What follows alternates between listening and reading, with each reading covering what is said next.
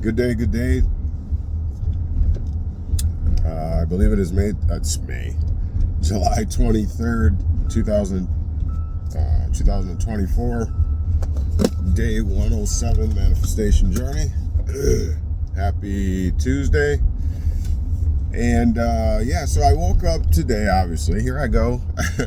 and was listening to a TikTok channel, and they were discussing civil war, among other things, this Trump issue and the American patriots against this, and how people are going to be stupid out here in these streets, and if a civil war broke out, and blase, right? So the same stuff people have been talking about for a long time. There is definitely a stoking of the flames of fear in the people. Conversation about excuse me, sinuses and dealing with stuff. Conversation about guns and why they're taking our guns away, and if they're going to, who's going to come over and take us over? Is it going to be China? Is it going to be Russia? Or is it going to be a combination of the two? All of these things are going on, and people are up at 3 a.m. having this discussion. Now, I'm not against open discussion, because I think we do need to communicate. I think we do need to come together. But more importantly, I think we need to stop being played. We need to stop being played, man. Politics is the study of how to control your mind, mental. That's all it is. All right, so. In listening to what they were saying, or hearing what they were saying, something kept coming to my mind, and that is that this is the perfect way to actually destabilize. You got the politicians, and then you have their bosses, in other words, right? You got people that are so disconnected and from what you deal with on a day-to-day basis. Your peddly little issues and things like that are, constructs of their legal games, their political games. It's chess, not checkers, people often say.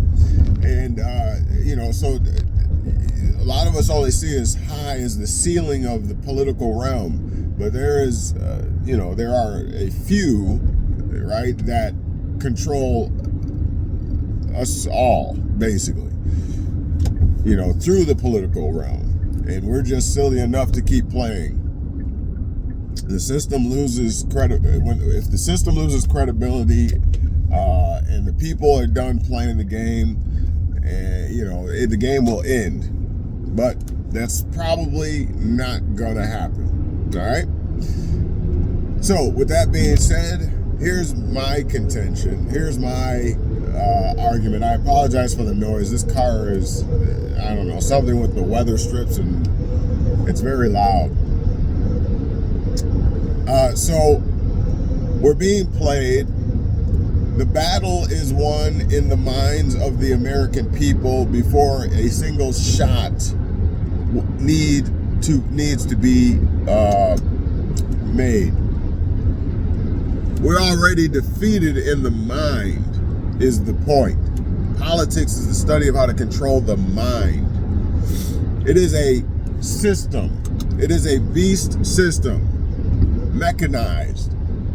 A whole bunch of little parts working together to move the one whole body politic. It is not sentient. It does not. It can't even act on its own accord. It needs people. And so the politicians are merely, the cogs in the wheel, the cogs in the mechanism to animate this beast. That's all it is. And if you recall on the Wizard of Oz, whichever version you prefer, after all was said and done, little Toto and Dorothy go on over there to the curtain booth after being scared out of their minds by the illusion of the great Oz, who was merely smoke and mirrors and lighting, Hollywood, magic. The world is a stage. Politicians are merely actors, puppets. Somebody has their hand up the back of that puppet. So Dorothy, and especially the Tin Man, the Scarecrow, and the Lion, were scared out of their wits, literally. They could not even think straight for fear of the illusion before them. It was not until the curtain was pulled back, the veil, as it were, was rent in two, and they were able to peer into the holiest of holies. You see, because before that had happened, that revelation had happened, they were disillusioned by their own thoughts. Obviously, the Oz was not real. But because of the war in their minds, the effect of the illusion had already taken its toll on the people. The Lion physically shuddered for lack of courage at the spectacle that was the illusion of a wizard, or the Oz. He physically shuddered in himself. Imagine his embarrassment to find that this was only a mask, a persona. You see, and that's what this system is. We covered this past Sunday in discussing the Antichrist and his or its mark.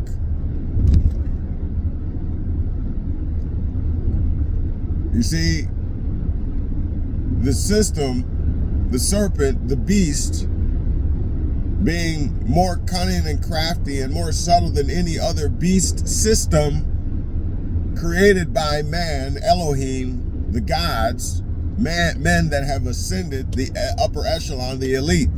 They created these masks, these various personas. And we present ourselves to that mask, that illusion, for penance, for civil forfeitures, for adjudications of legal issues. We present ourselves before it and we tremble thereat. Weak in the knees, spineless, lacking courage. And then, the other characteristic and personality is we lack rational analysis. We're brainless like the Scarecrow. We don't have a brain. We don't have a brain, so we don't know the difference between reality and artificial. We've been tricked out of the power of rational analysis, through which the House of Representatives says, through which we may discover natural law, the antithesis being positive law or man-made law. Through our rational analysis, again, they state that this is a capacity only humans have.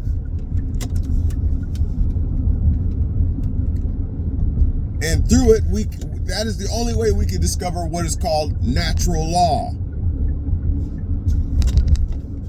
If you cannot discover natural law, if you don't understand nature, if you don't understand the pecking order, that you are one in a billion, Out of a billion sperm cells, you were the one that made it in. Therefore, you are the chosen one. You are the anointed one. And anything, as we stated yesterday, that comes against you is considered anti-Christ. It's always been about you. And so they create legalities, artificial persons, to replace you. Anti-Christ, anti-you.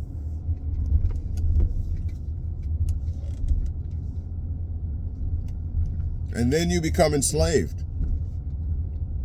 This is the condition, that the American condition, the American jurisprudence, and its effectivity upon you.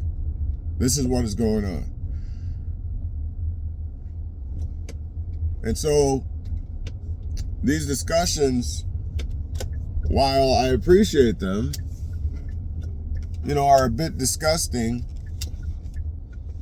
because people really don't get it.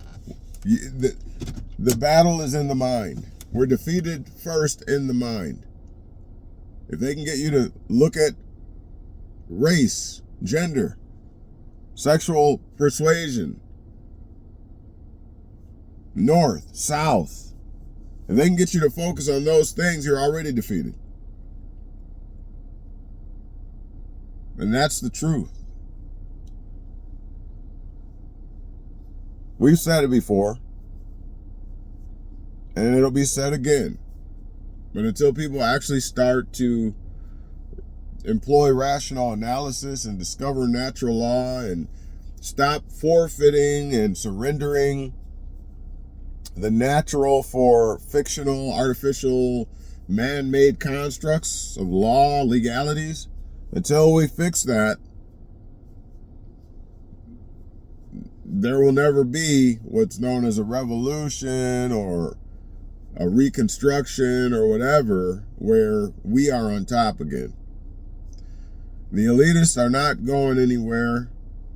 They've entrenched themselves into the fabric of reality for generations and generations.